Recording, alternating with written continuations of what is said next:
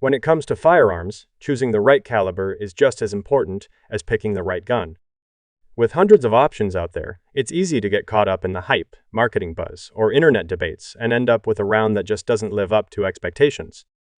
Whether it's because of cost, limited availability, poor performance, or just flat-out impracticality, some calibers leave shooters with a serious case of buyer's remorse. In this video, we're breaking down 5 calibers you'll likely regret buying, the ones that might seem cool on paper but failed to deliver where it counts. From frustrating ammo shortages and high recoil to underwhelming ballistics and niche uses, these are the rounds that often collect more dust than range time. So before you spend your hard-earned money on a flashy new caliber, stick around. This list might save you from making a costly mistake. Number 5. .40S&W, the law enforcement fad that fizzled. The .40S&W was once hailed as the perfect middle ground between the 9mm and .45, a CP, a cartridge designed for law enforcement after the 1986 Miami FBI shootout exposed the limitations of existing duty rounds. Introduced in 1990, it offered more stopping power than the 9mm with higher capacity than the .45 ACP, quickly becoming the standard issue for police departments across the U.S. For a while, the .40S&W seemed unstoppable.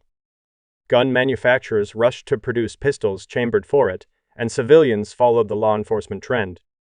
It had a snappy recoil, a slightly larger bullet, and a reputation for one-shot stops. But that shine didn't last. Over time, officers began to feel the fatigue of .40's sharp recoil, especially during high-volume training. Firearm wear increased, and accuracy often suffered compared to the softer shooting 9mm. Meanwhile, advancements in 9mm bullet technology closed the performance gap, offering similar stopping power with easier handling and higher capacity. By the mid-2010s, departments began switching back to 9mm in droves, and today the .40S&W is often seen as a caliber that had its moment but couldn't hold its ground. Still capable, but no longer favored, the .40 is a reminder that performance on paper doesn't always translate to long-term success. Number 4. .32 H&R Magnum, the underwhelming upgrade. The .32 H&R Magnum was introduced in the 1980s as a supposed step-up from the classic .32S&W long, offering more velocity, energy, and versatility in a compact revolver platform. Developed by Harrington and Richardson in partnership with Federal Ammunition, the goal was to create a small caliber Magnum round that delivered respectable performance without the recoil of a .357 Magnum. On paper, it sounded promising, a perfect blend of controllability, power, and capacity. But in reality, the .32 H&R Magnum never quite lived up to the hype.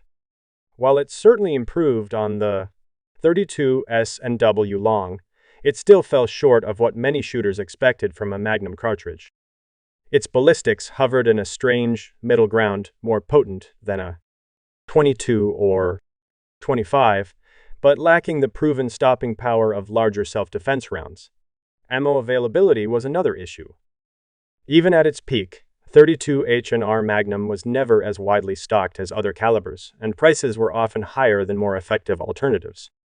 For self-defense, most people stuck with 9mm or .38 Special. For small game hunting or target shooting, other options were cheaper and easier to find. Number 3. .41 Magnum, the forgotten middle child. The .41 Magnum was introduced in the 1960s as an attempt to fill the gap between the .357 Magnum and the .44 Magnum, offering more power than the former while still being manageable for shooters. Developed by Smith & Wesson and Remington, the .41 Magnum was designed for both law enforcement and hunting, offering the potential for impressive stopping power without the punishing recoil of the .44. On paper, the .41 Magnum had everything going for it: superior ballistics, good accuracy, and the ability to take down larger game like deer and black bear. But in reality, it never found the widespread adoption it deserved. The law enforcement community largely stuck with the .357 Magnum for its balance of power and manageable recoil, while hunters often gravitated toward the .44 Magnum for its sheer power and availability of ammunition. The .41 Magnum is often referred to as the forgotten middle child, overshadowed by its larger and smaller counterparts. Its recoil, while not as extreme as the .44, was still enough to turn off many shooters. Ammo availability has always been a struggle, and as a result, it never gained the popularity necessary to make it a mainstream choice. Number 2.25A CP, the weakling in your pocket. The .25A CP automatic Colt pistol has long been considered the runt of the cartridge family. Introduced by John Browning in 1905, this tiny round was designed for ultra-compact pistols meant to offer concealed carry options for civilians and self-defense in close-range scenarios. The appeal of the .25 ACP lies in its size ideal for small, easy-to-carry pistols. However, its lack of stopping power has earned it a reputation as a weakling when compared to more effective defensive rounds. With a typical bullet weight of around 50 grains and velocities ranging from 750 to 900 feet per second, the .25 ACP is far from powerful. Its recoil is mild, and the ammo is easy to find, but the round simply lacks the energy needed to reliably stop a threat. In defensive situations, shot placement is absolutely crucial, but even a well-placed shot can struggle to penetrate deeply enough for serious incapacitation. While the .25 ACP was once widely used in pocket pistols from manufacturers like Beretta and Raven, it's largely been outclassed by more powerful, effective rounds like the .380 ACP and 9mm. Still, it maintains a niche following among those who prioritize ultra-concealability over firepower, though it's clear that in a self-defense situation, you might wish for something with a little more punch. Number 1.32, a CP, the mouse gun that time left behind. The .32 CP automatic Colt pistol was once a popular choice for concealed carry and backup pistols, offering a balance between size and power.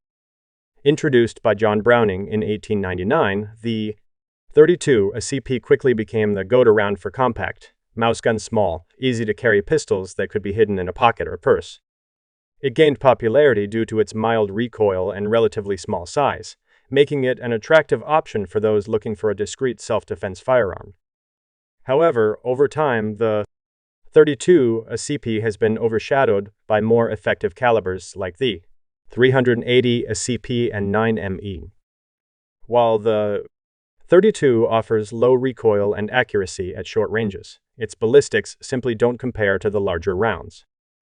The stopping power is minimal, and in today's self-defense landscape, where stopping a threat quickly is crucial, the .32 CP often falls short.